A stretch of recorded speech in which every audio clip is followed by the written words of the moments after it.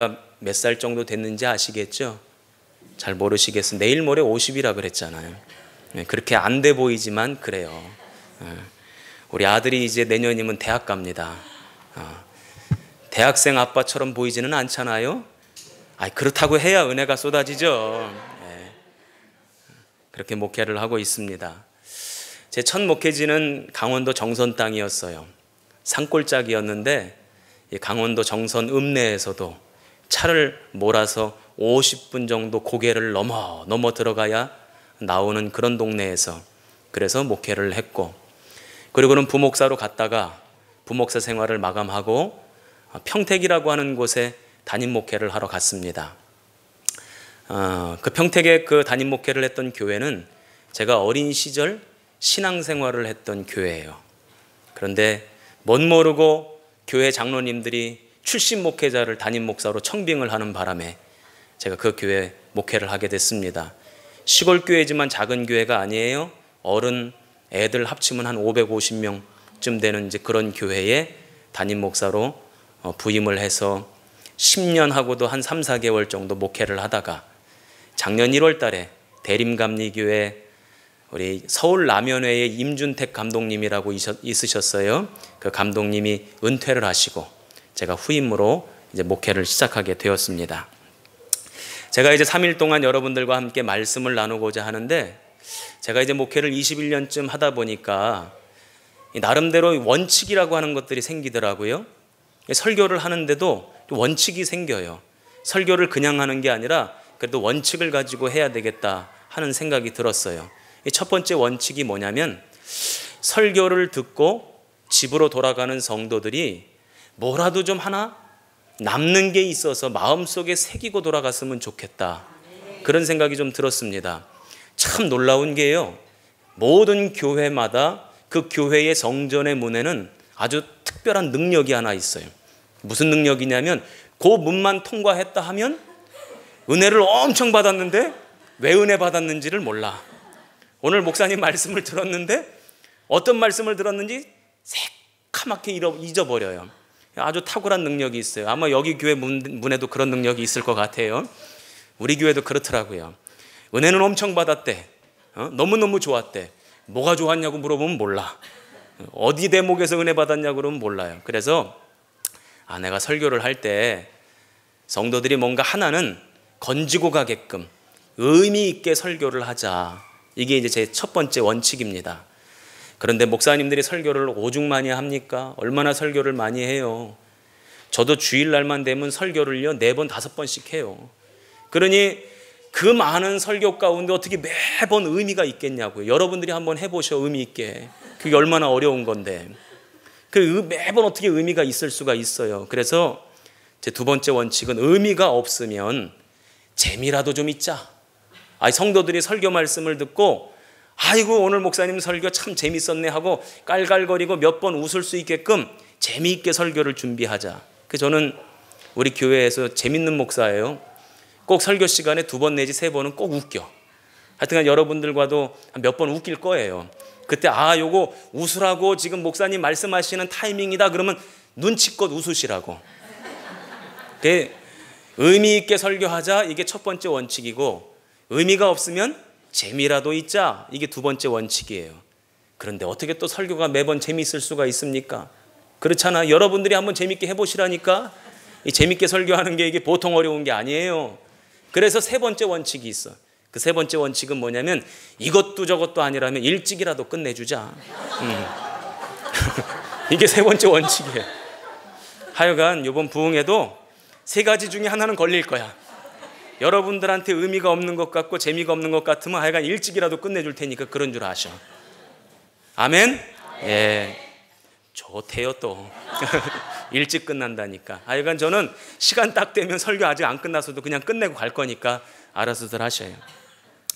제가 이제 평택에 있을 때도 그렇고 서울에 올라와서 이제 큰 교회의 담임 목사가 되니까 우리 교회 부목사님만 5명이 있어요.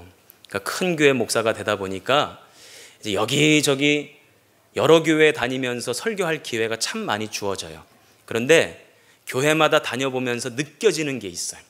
야, 요 교회 되겠다. 요 교회 부흥하겠다. 요 교회는 뭐가 좀 아쉽다. 요 교회는 요게 조금 부족한 것 같다. 이런 생각이 좀 들 때가 있더라고요. 근데 제가 조금 전에 우리 목사님 기도하시고 그 기도의 내용을 귀담아 듣고 성도들이 아멘 하는 것을 들어보면서 야, 세비전교회 되겠다. 이쪽 동네는 왜 아멘을 안 하시는 거예요? 저한테 반항하시는 겁니까? 자, 다시 한번 해볼 거예요. 와, 세비전교회 되겠다.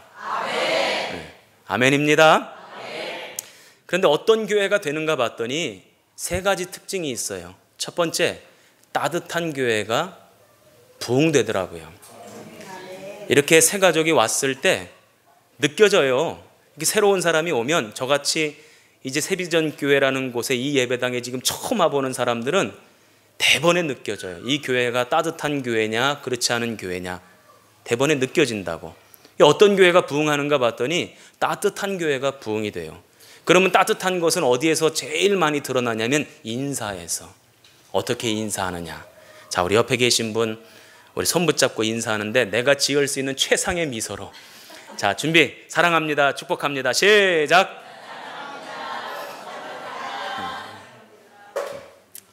제가 평택에 있을 때는 그래서 교회 인사를 아예 바꿔버렸어요.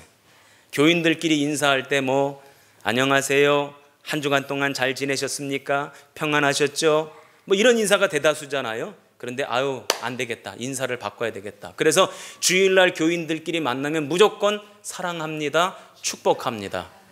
인사를 바뀌었더니요, 교회가 얼마나 따뜻한지 몰라. 그러니까요, 평택에 있는 교회는 시골에 있는 교회였는데 시내에서 시골까지 교인들이 오더라고. 따뜻함 때문에. 저는 우리 세비전교회가 따뜻한 교회 되기를 축원합니다. 두 번째로 어떤 교회가 부흥하는가 봤더니 사모하는 교회. 은혜를 사모하고 주의 능력을 사모하고 주의 권능을 사모하고 사모하는 교회가 부흥되더라고. 사모하는 교회의 특징이 뭔지 아세요? 이 앞자리를 이렇게 비워놓지를 않아. 우리 평택에 있을 때도 진짜 말씀을 사모하고 은혜를 사모하는 권사님이 있었는데 이 권사님 별명이 뭐였냐면 따따블아멘이야. 따따블아멘. 목사님 말씀이 떨어지면 떨어지기가 무섭게 아멘을 하는데 그 말씀 어디로 사라져 버릴까 봐, 그 은혜 어디로 사라져 버릴까 봐 그냥 그 아멘으로 말씀과 은혜를 탁 붙잡는 거예요. 그런데 어떻게 아멘을 하냐면 아멘 아멘. 아멘을 2번을 해. 남들 1번 하는 동안. 은혜를 사모하더라고요. 사모하는 사람은요 됩니다. 사모하는 사람에게 역사가 일어납니다. 사모하는 사람을 통해서 하나님이 일하시는 줄로 믿습니다. 제가 들은 재미난 얘기인데요, 어떤 교회에 이제 권사님이 아들을 결혼을 시켰어. 그런데 며느리가 이거 1년이 지나고 2년이 지나고 3년이 지나는데도 아이가 안 생기는 거예요. 얼마나 안타까워요. 결혼을 했으면 바로 아이가 생겨야 그 가정이 평안하고 모두가 즐겁고 행복한 것 아니겠어요? 아이가 없는 거야. 근데 이 며느리가 또 믿음이 없는 집에서 믿음 있는 집으로 시집을 온 거니까 시댁 식구들 쫓아서 신앙생활을 하니까 이제 그냥 저냥 교회를 다니는 거죠. 하루는 권사님이 이제 목사님을 찾아가서 목사님 우리 며느리가 아이가 생겨야 되겠는데 우리 며느리 좀 안수기도 좀 해달라고. 그래서 며느리를 끌고 이제 목사님한테 간 거예요. 그런데 며느리가 안수기도가 뭔지를 어떻게 알아? 신앙생활을 제대로 못했으니. 근데 목사님은 이제 그 며느리 머리 위에 손을 꼭 얹고 기도를 하는 겁니다. 태문을 열어달라고. 아까도 기도의 제목 보니까 태문 열어달라고 기도하잖아요. 하나님 이 가정에 새 생명 달라고. 아멘을 해야지 말이지. 아니 정작 본인이 아멘을 안 하는 거예요. 옆에서 시어머니는 큰절해서 아멘 아멘 아멘 하는데 정작 며느리는 아멘을 안 해. 10달 뒤에 시어머니가 애를 낳대. 어찌된 용문이야. 우스갯소리지만 사모하는 마음으로 아멘하는 사람을 통해서 하나님 일하시는 줄로 믿습니다. 어린아이와 같은 순전한 마음, 하나님은 그 마음을 받으시고 하나님의 역사는 불가능함이 없다고 믿는 그 믿음, 그 믿음을 통해서 역사하시는 줄로 믿습니다. 그래서 우리 세비전교회 성도들은 은혜를 사모하고 말씀을 사모하고 주의 권능을 사모하시기를 주님의 이름으로 축원합니다. 세 번째로 어떤 특징이 있는가 봤더니 긍정적인 영성이 있어요. 하면 된다, 할 수 있다, 주님이 역사하시면 가능하다. 이 긍정적인 영성이 하나님의 역사하시는 도구더라고요. 보니까 여기 교회도 되겠어. 아멘이 좋아. 우리 교회도 아멘 잘하거든요. 그런데 우리 교회 못지않게 여기 교회 교인들도 참 아멘이 좋네. 제가요, 우리 친구 목사가 이제 세종시에 내려가서 교회를 개척한대요. 근데 요즘 교회 개척하는 게 얼마나 어려워요. 힘들어요. 세종시에 내려가서 교회를 개척하는데 상가를 얻었는데 상가 세만 월세가 340만 원이야. 교인이 있냐고 물어봤더니 교인이 없대요. 하루는 만났는데 저희 친한 친구인데 머리가 다 벗겨졌어. 그 제가 농담 삼아 우스갯소리로 어이 친구, 하늘에서부터 영광이 임했네. 그랬더니 그 친구가 아멘 그러더라고. 아멘. 하늘에서부터 영광이 임했대. 반짝반짝거려. 개척한 지 3년이 됐는데요, 주일날 모이는 인원이 150명이 넘었대요. 고린도후서 1장 20절 말씀에 보면 하나님의 약속은 얼마든지 그리스도 예수 안에서 예가 되나니 그런즉 우리가 아멘하여 하나님께 영광을 돌리게 되느니라. 여러분들로 하나님의 말씀이 떨어질 때 긍정의 영성을 가지고 그 말씀이 맞습니다. 그 말씀대로 될 줄로 믿습니다. 그 말씀이 내 말씀입니다. 늘 아멘으로 반응하는 우리 세비전교회 성도들 되시기를 축원합니다. 자, 오늘부터 이제 3일 동안 저는 말씀 부흥회를 하려고 해요. 제가 이제 부흥회를 인도를 여러 군데서 하고 지방연합성에도 이제 부흥회를 가면 저는 이제 말씀 집회를 합니다. 왜냐하면 우리의 믿음은 말씀 중심이어야 흔들림이 없어요. 체험 중심, 기적의 중심, 그러면 자꾸 흔들리는 거예요. 세상의 모든 것들은 다 변해도 하나님의 말씀은 변하지 않는다 그랬습니다. 이사야 40장 8절 말씀에 보니까 풀은 마르고 꽃은 시드나 우리 하나님의 말씀은 영원히 서리라. 아멘. 자꾸 세상이 바뀐다고, 시대가 바뀐다고, 상황이 달라진다고 바뀌는 건요, 진리가 아닌 거예요.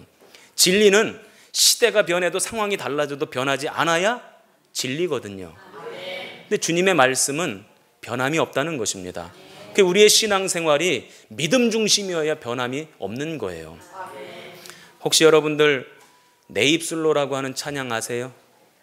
또 내 영이 주를 찬양합니다. 이 찬양 혹시 누가 만들었는지 아세요? 잘 모르시죠? 옛날에 임마누엘 찬양 선교단이라는 곳이 있었어요. 거기에서 8집까지 냈다고, 테이프로. 근데 그 임마누엘 찬양 선교단이 제 모교회 청년들이 모여서 만든 찬양 팀이에요. 그 시골교회 청년들이 모여서 찬양을 만들고 찬양 테이프를 내고 찬양 집회를 하고 세계 선교를 꿈꾸고 그랬다고요. 얼마나 놀라운 역사가 많이 났는지 몰라요. 내 입술로 또 내 영이 주를 찬양합니다. 이런 찬양이요, 한국교회가 알기 전부터 우리는 불렀다고. 교회에서 청년들과 다 같이. 그때 얼마나 놀라운 역사가 나타났는지 몰라요. 귀신이 떠나가고 병고침 받고 암덩어리가 녹아지고 그런 놀라운 체험과 역사가 있었는데 그때 그 청년들 다 어디로 갔는지 몰라. 신앙이 체험 중심이니까 더 이상 체험이 나타나지 않고 더 이상 기적이 나타나지 않고 더 이상 병고침이 나타나지 않으면 다 떠나버리는 거예요.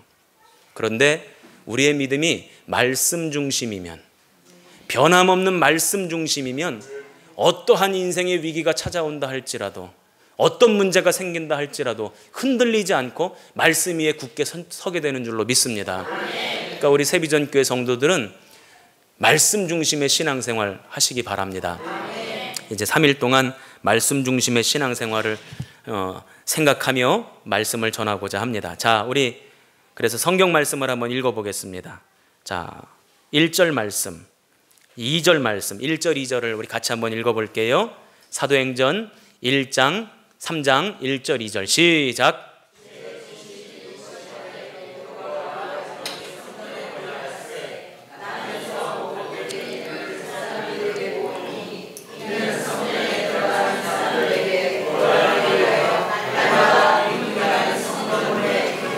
아멘. 여러분 오늘 말씀 이 성경 본문 가지고 얼마나 많은 설교를 들으셨어요. 제가 설교 안 해도 다 아시잖아. 우리 교인들은 보면 눈치가 빤해. 목사님이 어느 본문 가지고 설교하려고 쓰면 이미 내용을 다 알아요. 결론까지 다 알아. 오늘 결론이 뭡니까? 안진뱅이가 일어났다는 거예요. 고침받았다는 것입니다. 그런데 이 고침받는 역사가 언제 일어났느냐가 중요해요.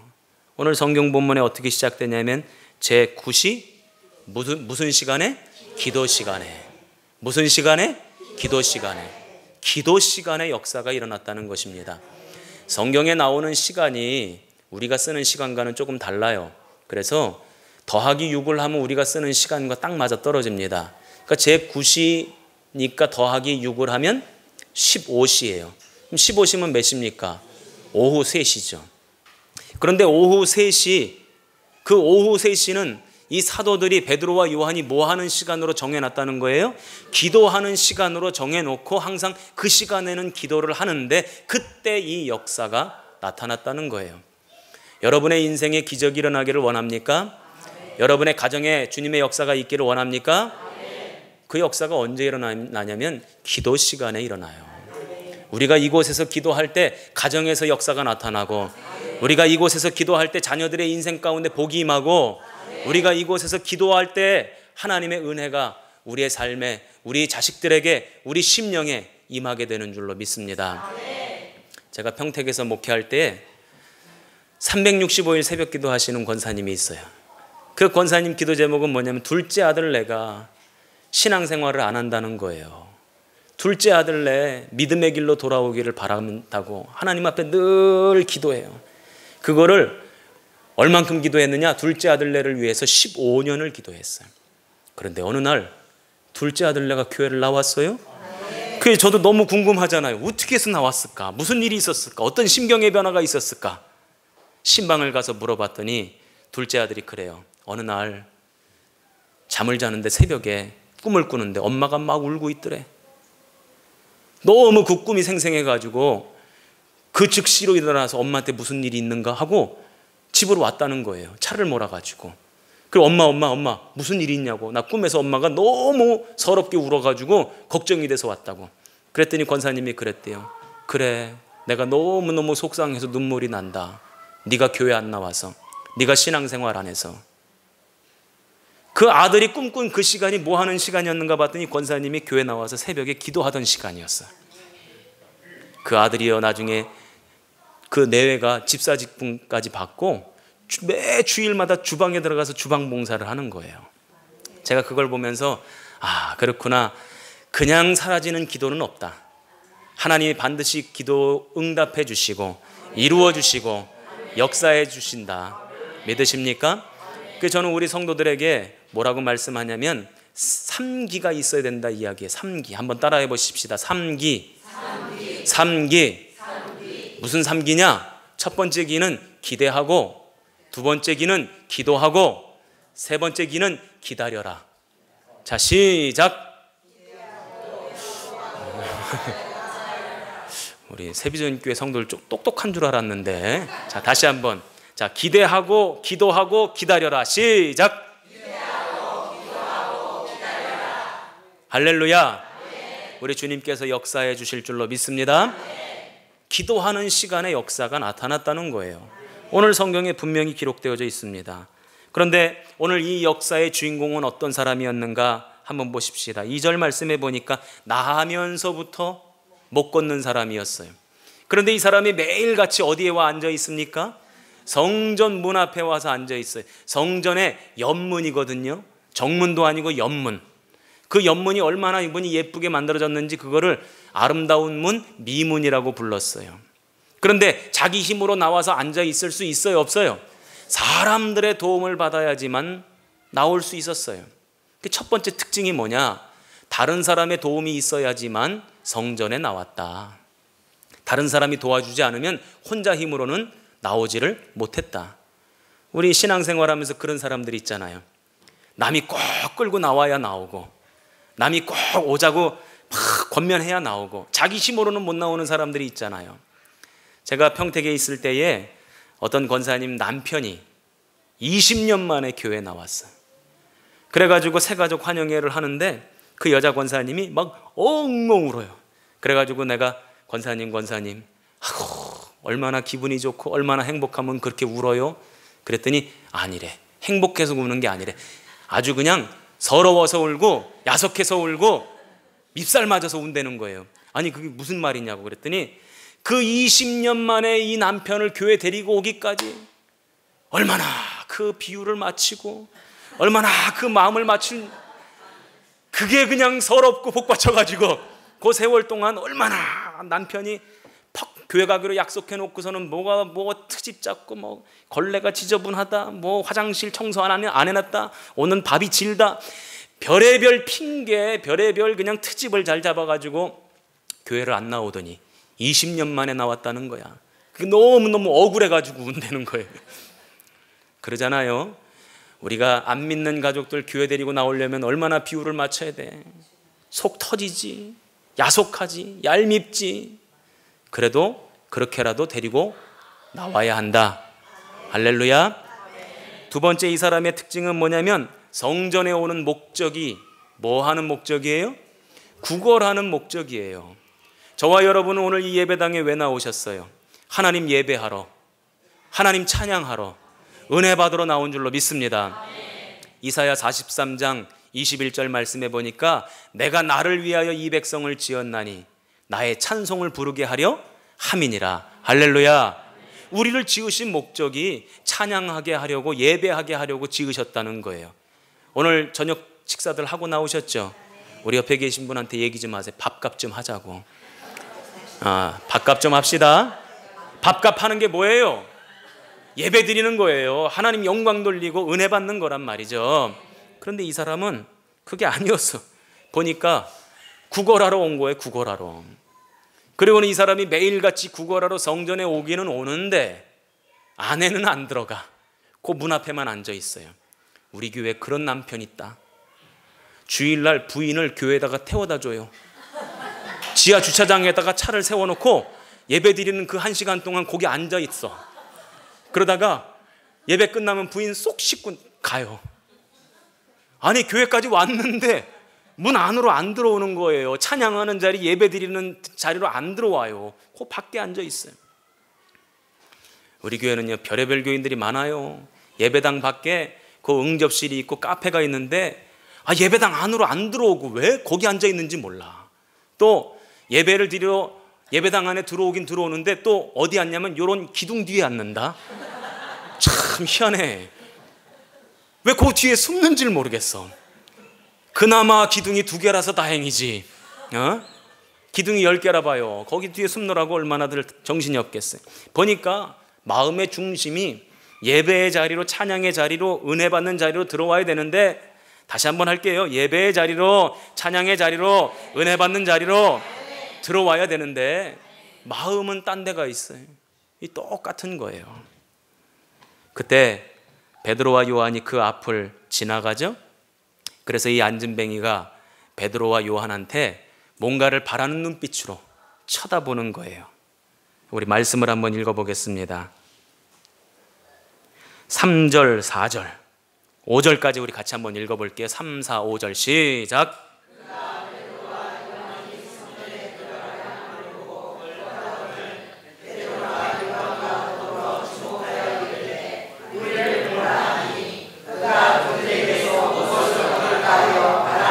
아멘. 뭘 줄까? 저 사람들한테 뭐가 있을까? 궁금해가지고 주목하여 바라보면서 구걸을 했대요. 그때 베드로와 요한이 우리한테는 은과 금은 없다, 돈 한 푼 없다. 그러니 얼마나 실망했을까? 이 안진뱅이 거지가. 그런데 베드로와 요한이 자기들한테 있는 게 있대요. 뭐가 있다 그래요? 예수의 이름이 있대요. 한번 따라해 보십시다. 예수의 이름. 여러분, 예수 이름에 능력이 있음을 믿으십니까? 예수 이름에 권세가 있음을 믿으십니까? 그런데 저는 이 말씀을 들으면서 한 가지 궁금한 게 생겼어요. 예수님에게 능력이 있습니다 해도 되잖아요. 예수님에게 권세가 있습니다 해도 되잖아요. 그런데 왜 우리는 예수 이름에 능력이 있다라고 말할까? 왜 우리는 예수 이름에 권세가 있다라고 말할까요? 그냥 예수님에게 권세가 있습니다, 예수님에게 능력이 있습니다, 이렇게 말하면 되잖아요. 예수님에게 능력이 있었죠. 어떤 능력이 있었습니까? 귀신을 쫓아내고, 병든 자 병 고쳐주시고, 눈먼 자 눈뜨게 해주시고, 앉은 뱅이 일으켜 주옵시고, 문제를 해결해 주시고, 죽은 자까지 살려주셨어요. 2000년 전에 예수님에게 그런 능력이 있었단 말이죠. 그래서 우리는 예수님에게 능력이 있습니다, 권세가 있습니다 말하면 되는데 왜 굳이 예수님의 이름에 능력이 있다라고 말하는 걸까? 우리나라에 가장 돈 많은 사람이 삼성의 이건희 회장이래요. 그 사람이 지금 살았는지 죽었는지조차도 잘 몰라요. 그런데 그 사람이 돈이 얼마가 있냐면 25조 원이 있대요. 여기서 안 놀라는 거는, 내가 보니까 안 놀라는 거는 그 정도 돈이 있거나, 둘 중에 하나거든. 그 정도 돈이 있거나 아무것도 없어서 그게 어느 정도인지 모르거나, 둘 중에 하나인데 제가 볼 때는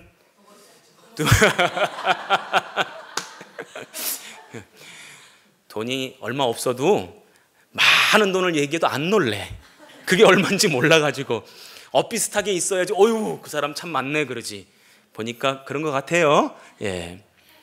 그런데 삼성 회장 이건희한테 25조 원 돈 있는 게 그게 나랑 무슨 상관이냐고. 아무 상관이 없어요. 그 사람 돈 많건 적건 25조 원이 있건 50조 원이 있건 100조 원이 있건 나랑 아무 상관이 없어. 그런데 삼성 회장 이건희가 지나가는데 내가 그 사람한테 아버지 이렇게 부르면 어떻게 되는 거예요? 그 삼성 회장 이건희와 나의 관계가 아버지와 아들의 관계라고 하면 얘기가 달라지죠. 그 삼성 회장 이건희한테 있는 25조 원이 누구 거예요? 내 거가 되는 거야. 100조 원이 있다 그러면 그 100조 원이 누구 거가 되는 거예요? 상상만 해도 좋잖아요. 아니지만 상상만 해도 좋잖아. 마찬가지예요. 2000년 전에 예수님에게 그런 능력이 있었음이 사실 나랑은 아무 상관이 없어.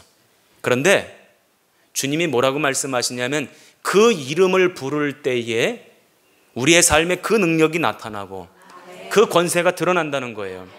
이사야 58장 9절 말씀에 보면 내가 부를 때에 나 여호와가 응답하겠고 내가 부르짖을 때에 내가 여기 있다 하리라. 할렐루야. 그 이름을 부를 때 그 능력이 오늘 나의 능력이 되고 그 이름을 부를 때 그의 권세가 나의 권세가 된다는 거예요. 그러니까 예수님에게 능력이 있다 말하는 것이 아니라 예수님의 이름에 능력이 있다라고 말하는 거죠. 오늘 여러분들이 이 자리에서 예수님의 이름을 부를 때 그분의 능력이 여러분의 능력 되기 바랍니다. 예수님의 권세가 여러분의 권세 되기를 주님의 이름으로 축원합니다. 우리가 예수 이름을 부르짖을 때 그 능력이 나타나요.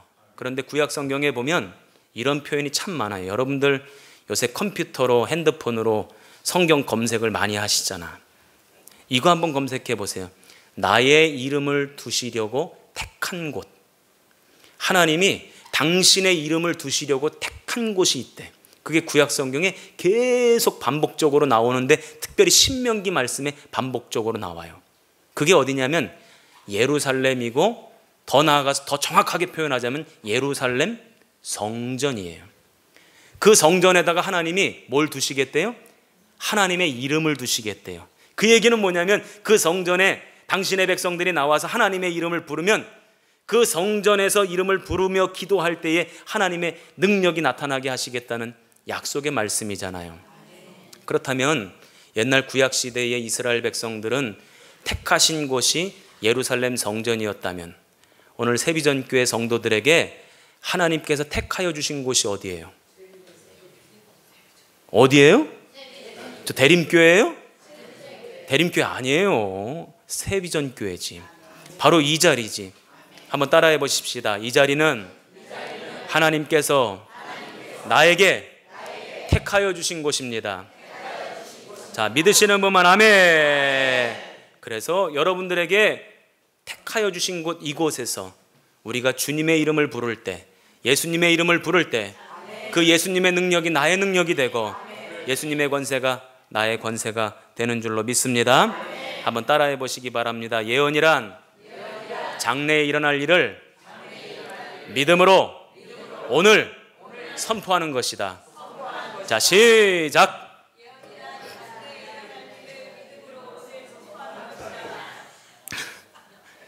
그냥 웃지요. 다시 한번. 예언이란 장래에 일어날 일을 믿음으로 오늘 선포하는 것이다. 자, 시작.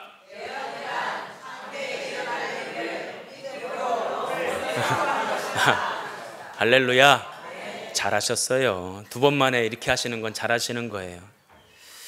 제가 보니까요, 이 예언이라고 하는 것을 우리는 미래의 일을 맞추는 것, 마치 점치는 것을 예언이라고 생각하는데, 성경에서 말하는 예언은 그게 아니에요. 하나님의 말씀을 받은 자가 그 하나님의 말씀을 선포하는 것을 예언이라고 하죠.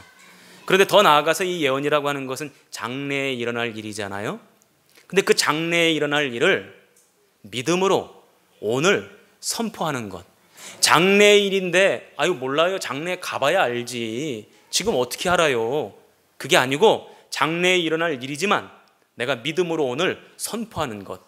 그게 예언이고 하나님은 그 예언의 말을 듣고 역사하시는 분이신 줄로 믿습니다. 오늘도 베드로와 요한이 이 안진뱅이한테 뭐라 그러냐면 이제 앞으로 일어나서 걷게 될 거예요. 이렇게 얘기 안 했어요. 지금 일어나 걸으라는 거예요. 믿음으로 지금 선포하는 거예요. 그랬더니 믿음으로 선포한 그대로 된 줄로 믿습니다. 제가 강원도 정선에서 처음 목회를 시작할 때 어느 날은 성경을 읽는데 그 성경 말씀을 읽고는 제가 너무너무 회개가 됐어요. 목회가 너무 힘들더라고요. 그 강원도 정선 땅에서 목회하는데요, 교인도 몇 명 없어. 교인도 15명. 또 그 동네 집이 다 합쳐봐야 30집인데 30집이 요런 우리 평지에 있는 마을은 30집이 이렇게 모여 있잖아요. 그래서 산골짜기에 있는 그런 마을들은요, 집이 하나 위로 10리 아래로 10리 30집이 이렇게 떨어져 있어. 근데 그 중에 이제 10가정이 우리 교회 교인이었고, 어른 교회는 15명, 애들은 10명. 그래서 25명이 교인이었는데, 먹고 살기도 힘들고 목회하는 것도 힘들고 교회 부흥은 더더욱 기대하기도 어렵고 30집밖에 없으니까 너무너무 힘든 거예요. 그러다가 어느 날 성경 말씀을 읽는데 그 성경 말씀을 읽다가 너무너무 깜짝 놀랐어요. 민수기 14장 28절의 말씀이에요. 거기 뭐라고 나오냐면 너희 말이 내 귀에 들린 대로 내가 너희에게 행하리라. 이게 하나님이 하신 말씀이에요. 이스라엘 백성들이 광야길 걸어가면서 너무 힘들고 괴로우니까, 척박하고 메마르니까 아이고 우리 다 죽었네, 여기서 망했네, 여기서 끝났네, 하나님을 원망하고 불신앙의 말을 했더니 하나님이 그걸 그대로 들으시고, 그래? 망했어? 끝났어? 죽었어? 그래, 너희 말이 들린 대로 그대로 해주마 하시는 말씀이더라고요. 제가 그 말씀을 읽고 시험이 들었어요. 왜냐하면 제 입술에서 늘 나오는 말이 아휴 힘들어 못 해먹겠다, 교인들은 왜 이렇게 말을 안 들어먹는 거요, 아휴 미워 죽겠네, 맨날 그런 얘기만 했어요.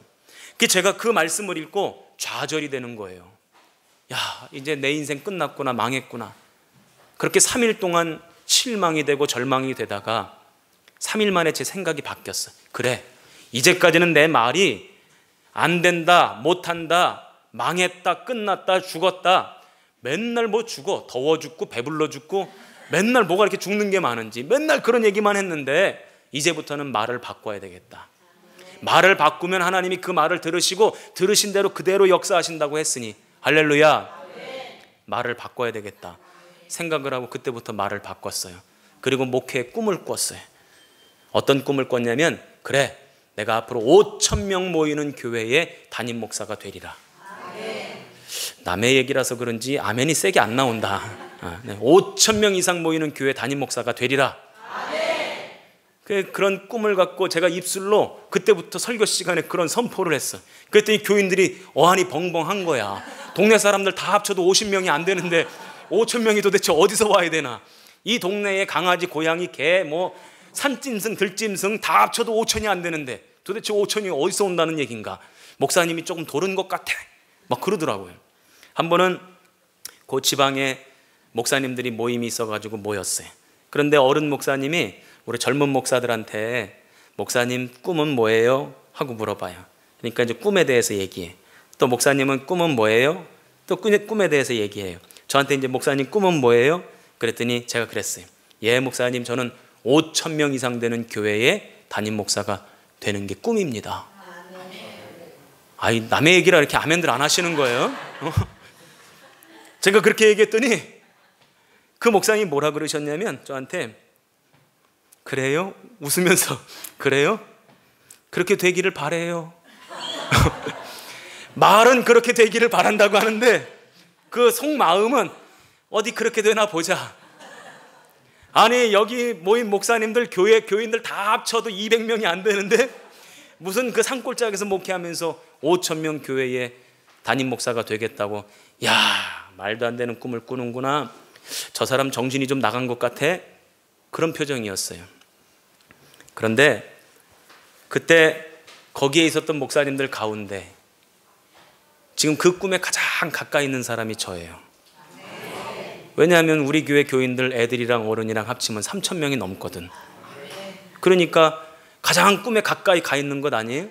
제가 그때 지금도 마찬가지지만 하나님이 믿음으로 하는 우리들의 고백을 가볍게 여기지 아니하시고 다 듣고 계시는구나. 그리고는 들은 대로 역사하시는구나. 너희 말이 내 귀에 들린 대로 내가 너희에게 행하리라. 저는 그래서 일평생 목회, 어떤 말씀 붙잡고 목회하냐면 이 민수기 28장의 말씀 붙잡고 목회해요. 너희 말이 내 귀에 들린 대로 내가 너희에게 행하리라.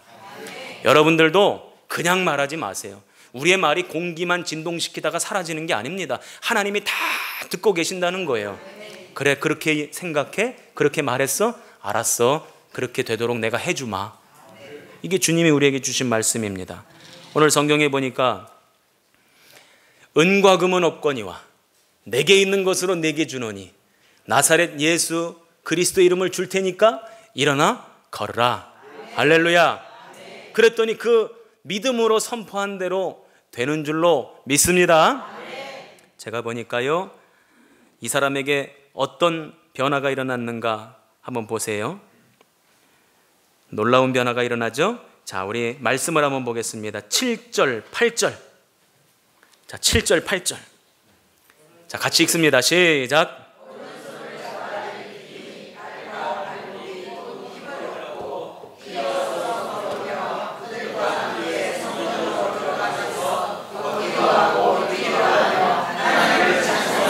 아멘.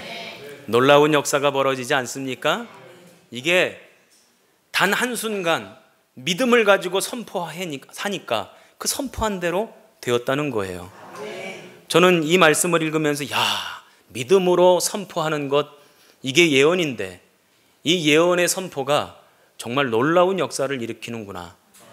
제가 아는 후배 목사님이 교회를 개척했는데 우리 세비전교회처럼 이렇게 지하실에다가 교회를 개척한 거예요. 그런데 뭐 교인들이 있어서 개척한 게 아닌데 어떻게 개척했냐면 이제 사모님 또 그 목사님 어머니 권사님 이렇게 셋이서 개척을 했는데 이제 할머니 권사님 두 분이 어떻게 해가지고 교회 오시게 됐어. 그러니까 이제 교인이 이제 목사님이 단에서 설교를 하려고 그러면 사모님 앉아 있고 어머니 권사님 앉아 있고 할머니 권사님 두 분 앉아 있고. 그런데 말씀을 전하면 은혜를 받고 아멘을 하면 얼마나 좋아. 아멘도 안 해. 또 앞에 나와 앉아 있으면 얼마나 좋아. 저 뒤에 4명이 저 뒤에 가가지고 앉아 있는 거야. 목사님이 설교 시간만 되면 아멘도 안 하지. 설교 시간만 되면 졸고 앉아 있지. 그 4명 졸고 앉아 있지. 너무너무 속상한 나머지 새벽에 기도하는데 하나님이 지혜를 주시더래. 그래가지고 저 청계천에 가가지고 곰돌이 10마리를 사가지고 와가지고 일명 곰돌이 프로젝트예요. 곰돌이 프로젝트. 어떻게 하면 저 뒷자리 못 앉게 할까? 그래가지고 그 뒷자리에 곰돌이 이쪽 5마리 저쪽 5마리를 앉혔어. 이제 거기는 이제 곰돌이가 앉아 있으니까 이제 더 이상 사람들이 못 앉지. 이제 그 앞에 앉아야지. 그런데 너무너무 좋더래요.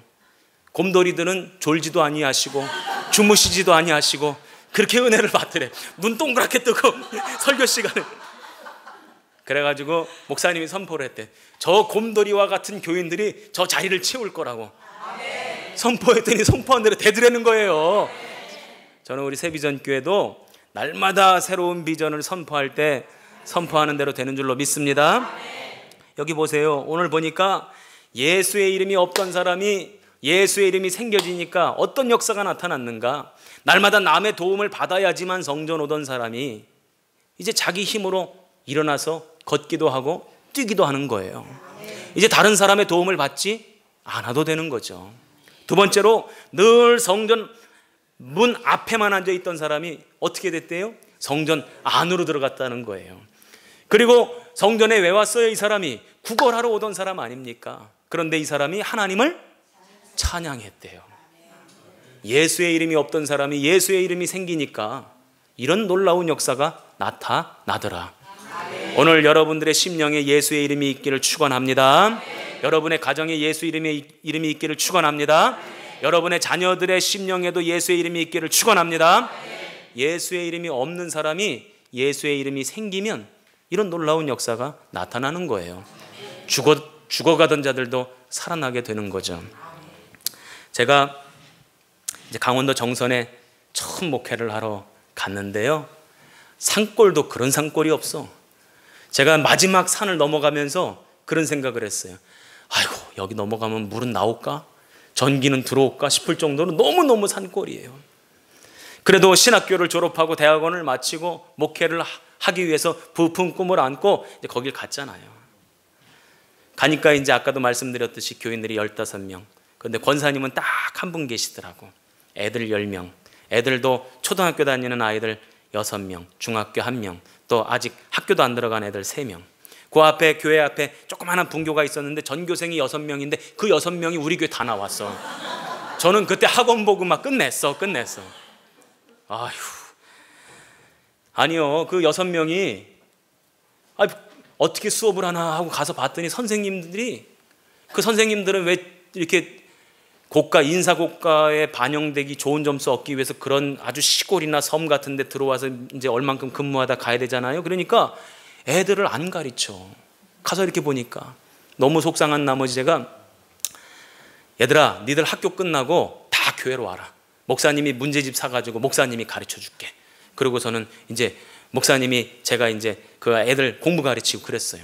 어느 날은 평생 숙제를 안 내주던 학교에서 어느 날 숙제를 내줬다고 애들이 숙제 받아가지고 왔다고 가지고 왔어요. 무슨 숙제냐 그랬더니 목사님이 사준 문제집 풀어오는 게 숙제래.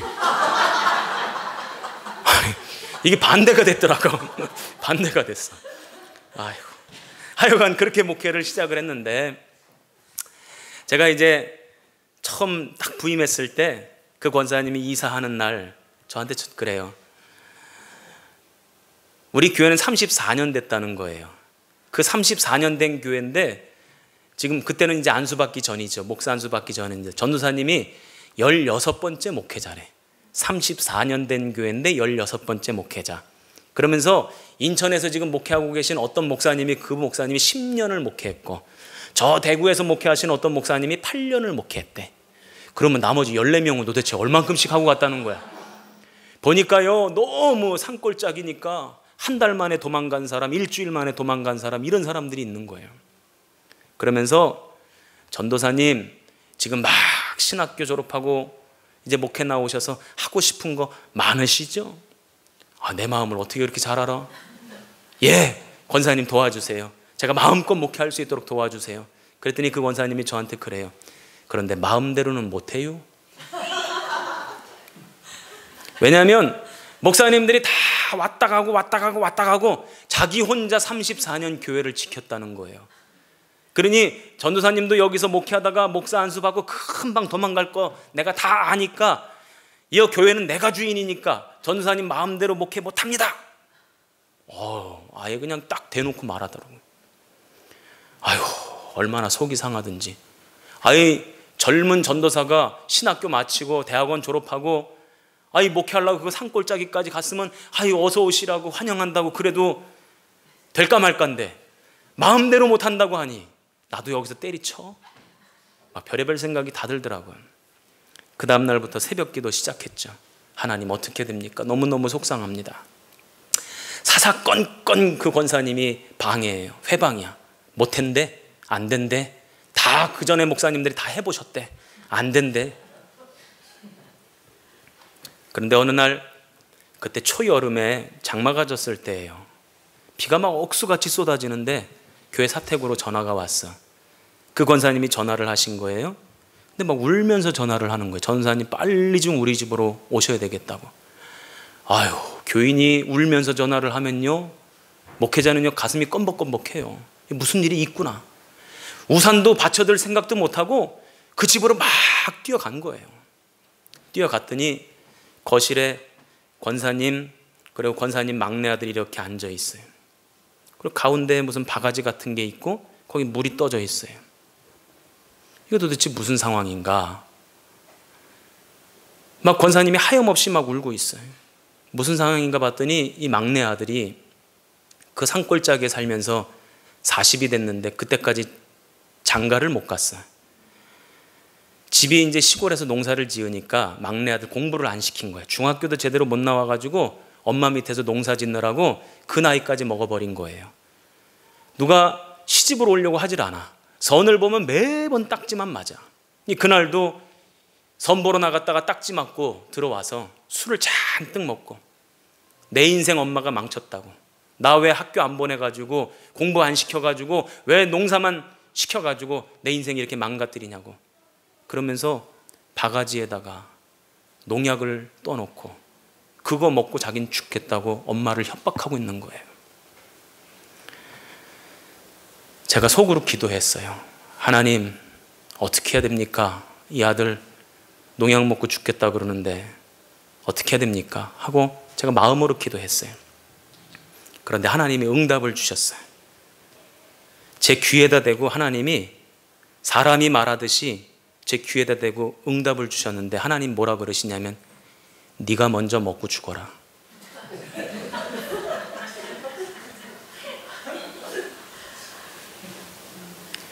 대부분 우리가 기도를 하면 하나님의 응답을 어떻게 받아요? 하나님 음성 어떻게 듣죠? 마음으로 듣고 생각으로 듣잖아요. 그 때때로 기도하다가 하나님 음성 들려주실 때 조금 불리한 것 같으면 비껴가기도 하고 못 들은 척하기도 하고 도망가기도 하고 좀 미루기도 하고 그러잖아요. 그런데 그때 저는 하나님의 음성을 육성으로 들었어요. 네가 먼저 먹고 죽어라.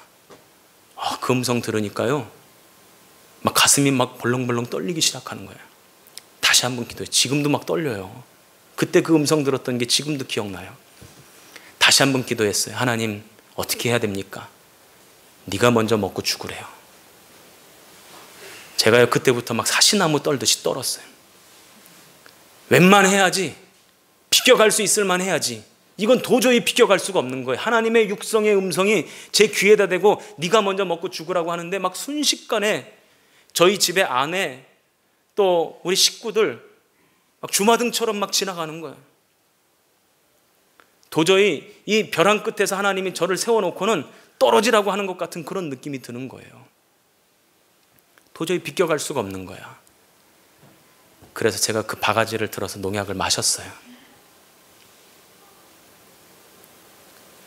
농약을 한 모금 마셨을 때 이 사람이 저를 확 밀쳐내고 제 입에다가 손을 막 집어넣어가지고 다 토하게 만들었어요.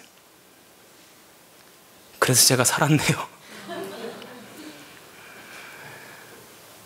얼마나 많이 울었는지 몰라요. 그때 그 권사님, 그 아들, 저 셋이 부둥켜 안고 2시간을 넘게 울었던 것 같아요. 하염없이 울었어요. 엉엉 울었어요. 너무 무서웠어요. 너무 두려웠어요. 막 한참을 울다가 제가 그 사람한테 그랬어요. 당신 인생을 6개월만 나한테 맡겨봐라. 내가 당신을 위해서 기도하겠다. 6개월 뒤에도 당신이 살고 싶은 마음이 안 들거들랑 그때는 진짜 같이 죽자. 그랬더니 그 사람이 좋대요. 자기 인생을 맡겨보겠다는 거예요.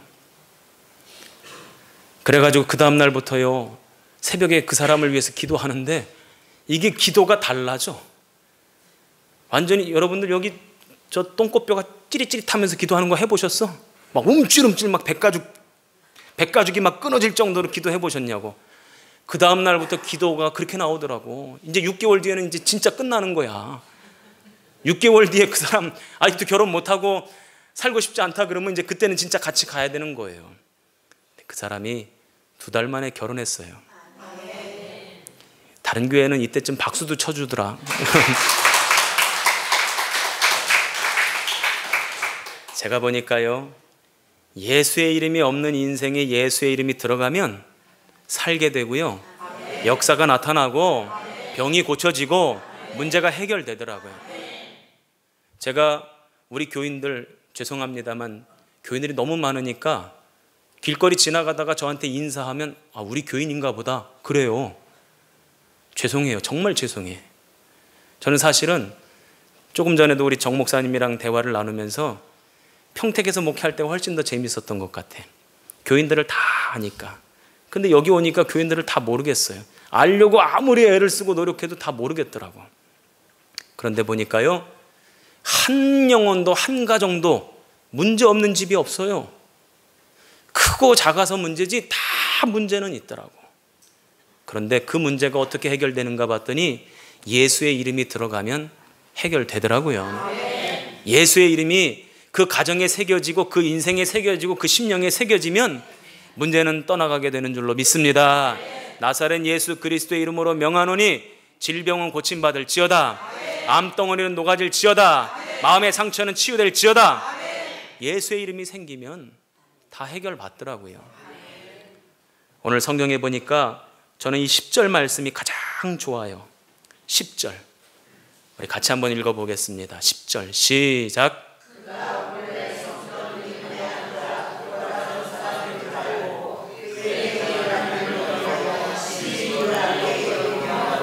아멘. 그에게 일어난 일로 인하여 심히 놀랍게 여기며 놀라니라. 그러니까 누가 놀랐다는 거예요? 사람들이 놀랐다는 거예요. 아이고, 저 성전 미문 앞에 앉아서 구걸하던 안진뱅인데, 아니 저 사람 나면서부터 안진뱅인데 어떻게 일어났을까 하고 사람들이 놀라는데, 얼마나 놀라면 심히 놀랍게 여기며 놀라니라. 이게 뭐 어떻게 놀랐다는 거예요? 엄청 놀랐다는 거예요. 저는 이 말씀이 왜 좋냐면 그에게를 제 이름으로 한번 바꿔봤어요.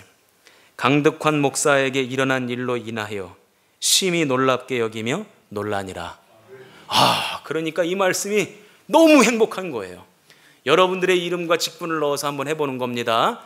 강덕환 목사 넣으라는 게 아니고요, 정신 똑바로 차리시고 여러분들의 이름을 넣고 한번 해보세요. 시작. 다시 이렇게 이 목소리 가지고는 안 돼. 자, 그에게를 내 이름으로 넣자는 거예요. 000 집사에게 일어난 일로 인하여, 이런 식으로. 알겠죠? 자, 준비 시작.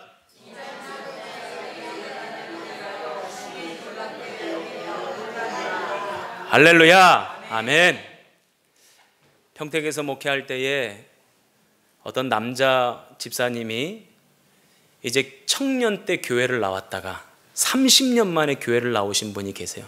근데 이분이 얼마나 완벽주의자냐면 교회 나온, 주일날 나온 그날부터 그 다음날 새벽기도 한 번도 안 빠지고, 수요 예배 한 번도 안 빠지고, 금요일날 한 번도 안 빠지고, 속회 예배 한 번도 안 빠지고. 언제 아멘 하려고 지금 아멘들 안 하시는 거예요. 자, 다시 한번. 주일 예배 한 번도 안 빠지고, 새벽기도 한 번도 안 빠지고. 아멘 하신 분들은 책임져야 되는 거예요. 아멘 한 대로. 자, 수요 예배 한 번도 안 빠지고, 아멘 소리 작아진다 또 금방. 금요일날 한 번도 안 빠지고, 속회 예배 한 번도 안 빠지고. 얼마나 열심히 신앙생활 하는지 몰라요. 그런데 어느 날 주일날 교회 왔는데 코가 석자나 빠져서 왔어요. 뭔가 낙심이 되는 일이 있는 거예요. 그래서 안 되겠다 싶어서 주중에 이제 신방을 갔어요. 갔더니 뭐라 그러냐면, 목사님 저 오래 못 살아요. 왜요? 몸이 좀 안 좋아가지고 병원 갔더니 혈액암이래요. 혈액암, 그것도 말기래요. 그리고는 완전히 기가 다 빠지고 기운이 빠지고 절망하고 낙담이 돼가지고 그러고 있는 거예요. 제가 집사님, 제가 이 말씀을 드렸어요. 예수의 이름이 없는 사람에게 예수의 이름이 들어가면 나면서부터 안진뱅이도 일어나는 역사가 나타나더라. 저는 이 말씀을 나는 그대로 믿는다. 그렇다면 집사님에게도 예수의 이름이 들어가면 낫지 않겠냐. 우리 믿음 가지고 기도하자고. 그리고는 그때부터 이제 기도가 시작되는 거예요. 한 번은 감리교 신학대학교 대학원생들 수련회, 영성 수련회 강사로 제가 가게 됐는데 그 권사님, 부인 권사님한테 전화가 왔어요. 막 울어요. 아까도 말씀드렸듯이 교인들이 울면서 전화하면 목사들은 마음이 껌벅껌벅해요. 야, 이거 큰일 났구나. 목사님 울면서 전화 왔어요. 왜요, 권사님? 무슨 일 있어요? 오늘 병원에 갔는데요, 의사가 말하기를 암이 다 없어졌대요.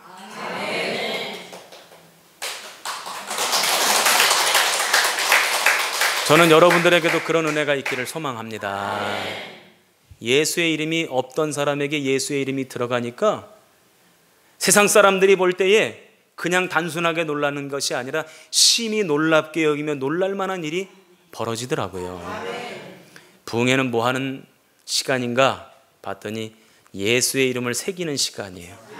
오늘 저와 여러분의 심령에 예수의 이름이 새겨지기 바랍니다. 가정에 새겨지기 바랍니다. 인생에 새겨지기 바랍니다. 자녀들에게 새겨지기 바랍니다. 그래서 여러분이 예수 이름의 능력의 주인공 다 되시기를 주님의 이름으로 축원합니다.